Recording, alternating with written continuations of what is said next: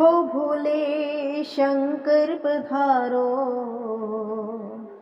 हो भोले शंकर पधारो, बैठे छुप के कहाँ सती के पति मेरी सुनो वंदना, सती के पति मेरी सुनो वंदना। हर हर महादेव। दोस्तों, भक्ति सागर सोनिका चैनल में आप सबका स्वागत है, जिसमें आज हम आपको सुनाने जा रहे हैं शिव पुराण का 10वां और 11वां अध्याय। पिछले अध्याय में आपने सुना कि ब्रह्मा जी किस प्रकार सृष्टि रचना करने में लगे हुए हैं, और जब वो निष्फल हो जाते हैं, उन्हें कुछ समझ में नहीं आता, फिर वो भगवान का ध्यान करते हैं और उनकी आंखों से अश्रुधारा बहने लग जाती है।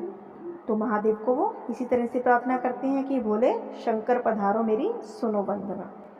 तो आइए जानते हैं, जब भगवान ने उनकी प्रार्थना सुनी और उनकी बाहों के निचले भाग से अवतार ग्रहण किया, तो वो कौन सा अवतार था। ब्रह्मा जी बोलते हैं, हे नारद, भगवान सदाशिव इस रूप में प्रकट होकर मुझसे कहने लगे कि हे ब्रह्मा, यदि आप हमें आज्ञा दें तो वेद अनुकूल कार्य करें।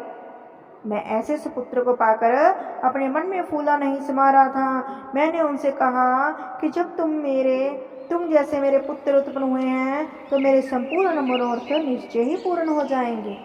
मैं वेद के अनुसार तुम्हारे जो 11 नाम है उन्हें बताता हूँ। मनु मनु, मनुष्य, महान, शिव, कृतध्वज, उग्रेता, भव, काल, वामदेव तथा धृतव्रत। तुम्हारी यह 11 रुद्राणियों के नाम इस प्रकार होंगे: धी, वृत्ति, उष्णा, उमा, नित्सरा, ईला, अंबिका, ईरावती, सुधा, दीक्षा तथा रुद्राणी।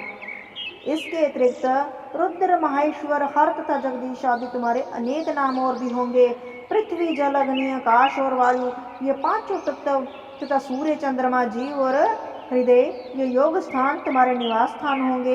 तुम अपनी पत्नियों को भी इन स्थानों में अपने साथ रखो और संतान की उत्पत्ति करो, जिससे सृष्टि की वृद्धि हो। हे नारद, मेरी बात सुनकर उन सघन रूप शिव जी ने भूत, प्रेत, पिशाच आदि शस्त्र प्रकार के भयानक जीव उत्पन्न किए, जिन्हें देखकर मुझे अत्यंत आश्चर्य हुआ। तब मैंने भयभीत होकर उनसे कहा कि तुम इस संतान को इसी समय नष्ट कर दो तथा श्रेष्ठ पुत्र उत्पन्न करो। ये तुमने भूत प्रेत कहाँ से पैदा कर दिए? मैंने तो तुम्हें सृष्टि की रचना के लिए कहा था, इनसे सृष्टि थोड़ी ना चलेगी। अरे इनसे तो हाहाकार मच जाएगा पृथ्वी पर। उत्तम संतान को पैदा करो और इसको नष्ट कर दो। यह सुनकर उन्होंने उत्तर दिया कि हे ब्रह्मा, जिन जीवों को बार बार जन्म लेना और मरना पड़े, उन्हें हम उत्पन्न नहीं करेंगे। उन्हें तो आप ही उत्पन्न कीजिए, आप हमें भूलिएगा नहीं। यह कहकर शिव जी ने अपनी माया को मेरे ऊपर से हटा लिया। उसी समय मैंने चैतन्य होकर अपना मस्तक दंडवत करके हेतु उनके चरणों में झुका दिया। यह देखकर शिव जी ने मुझे ऊपर उठाते हुए मस्तक पर अपना हाथ फेरा। उसी समय सनकादि भी आकर शिव जी के चरणों में गिर पड़े और उन्हें दंडवत करते स्तुति करने लगे। भगवान सदाशिव ने सब पर दयालु होकर उन्हें उत्तम बुद्धि प्रदान की। तदुपरांत वह मेरे ललाट के मार्ग से गुप्त होकर अपने लोक को चले गए। हे नारद, हम तीनों देवताओं में किसी प्रकार का अंतर नहीं है। अब मैं तुमसे सृष्टि वर्णन ज्ञापन करता हूँ। तो आपने देखा, भगवान सदाशिव ने ब्रह्मा जी की बाहों में से प्रकट होकर भूत पिशाच पैदा कर दिए और कह दिया कि मैं ऐसे मनुष्य पैदा नहीं करूंगा जो जन्म में मरे, मैं तो वो पैदा करूंगा जो कभी मरे ही नहीं। ऐसे जीवों को ही पैदा कर सकता हूं मैं। तो आगे 11वां अध्याय। ब्रह्मा जी बोले, हे नारद, भगवान सदाशिव की आज्ञा पाकर मैंने सर्वप्रथम पृथ्वी, आकाश तथा पंचतत्व, पर्वत, मूल और कला आदि को उत्पन्न किया। तदुपरांत अपनी इच्छा से वृक्ष, अग्निरस, शातप, भृगु, पुलस्त्य, पुल तथा वृष्ट, विशिष्ट इन सप्तऋषियों को जन्म दिया। फिर मैंने अपने प्रत्येक अंग से तुम अर्थात नारद, कदर्म एवं दक्ष आदि 10 पुत्रों को उत्पन्न किया। फिर सतन से मनुष्य, पीठ से पाप और अन्य अंगों से प्रीति, तृष्णा आदि को प्रकट किया। तदुपरांत कर्मानुसार नक्षत्र, दिशा, दिक्पाल एवं चंद्रमा आदि को उत्पन्न किया। परंतु अपने द्वारा उत्पन्न की हुई उस तामसी सृष्टि को देखकर मुझे अत्यंत चिंता हुई। रात्रि के कारण अब मुझे भूख लगी और मैं राक्षस यक्षादि को खाने के लिए दौड़ा। उसी समय मैंने अपने शरीर को भयंकर बनाकर काल को उत्पन्न किया। हे नारद, उसके उपरांत मैंने उस शरीर को त्याग कर स्त्री का स्वरूप धारण किया। किसने? ब्रह्मा जी ने। उसी समय मेरे उस रूप को देखकर सब ऋषि मुनि सख्त होकर मुझे पकड़ने के लिए दौड़े। तो मैंने उस शरीर को बदलकर एक दूसरा शरीर ग्रहण कर लिया और अपने घुटने द्वारा असुरों की उत्पत्ति की। वे मुझे पहचान नहीं सके, अतः निर्लज बनकर काम के वशीभूत हो मेरे पास दौड़े चले आए। उनके भय से भयभीत होकर मैंने अपनी रक्षा के लिए भगवान सदाशिव से प्रार्थना की और कहा कि हे प्रभु, आप इन दुष्टों को शीघ्र ही नष्ट कर डालें।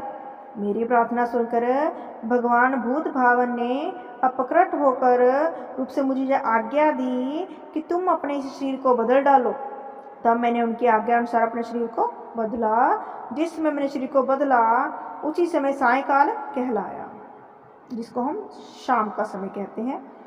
उसमें संपूर्ण सुरचेत होकर गिर पड़े।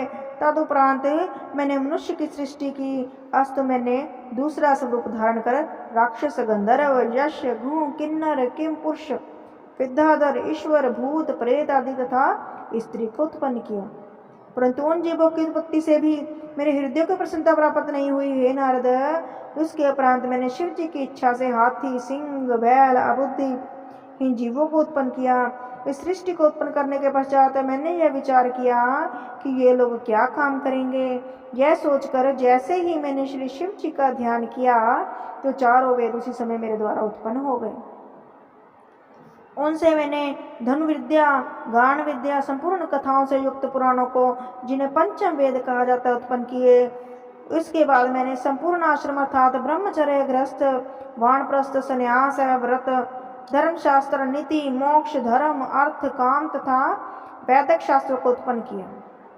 इस प्रकार मैं जब संपूर्ण सृष्टि कर चुका तब विष्णु उसका पालन करने लगे एवं श्री शिव जी पृथ्वी को स्थिर रखने के कार्य में संलग्न हुए। हे नारद, सृष्टि की उत्पत्ति का यह वर्णन अत्यंत सुख प्रदान करने वाला है। इस तरह 11वां अध्याय समाप्तम। हमने सुना किस तरह से ब्रह्मा जी ने अपने रूप बदल बदल कर सृष्टि की रचना की, कि कौन सा समय संध्या, कौन सा समय सायंकाल कहलाया। ये सब हमें इस अध्याय में पता चला। कैसे उन्होंने गृहस्थ, वानप्रस्थ और संन्यास, धर्मशास्त्र आदियों को उत्पन्न किया, ये भी उन्होंने हमें बताया। और आगे सृष्टि में क्या हुआ, कैसे हुआ और कैसे वो सृष्टि आगे बढ़ी और कैसे शंकर भगवान की लीला रची गई, वो सब सुनने के लिए हमारे साथ बने रहें। यदि हमारी कथा अच्छी लगे तो लाइक, सब्सक्राइब और शेयर जरूर करें। कमेंट बॉक्स में हर हर महादेव ज़रूर लिखें। जय शंकर की। धन्यवाद।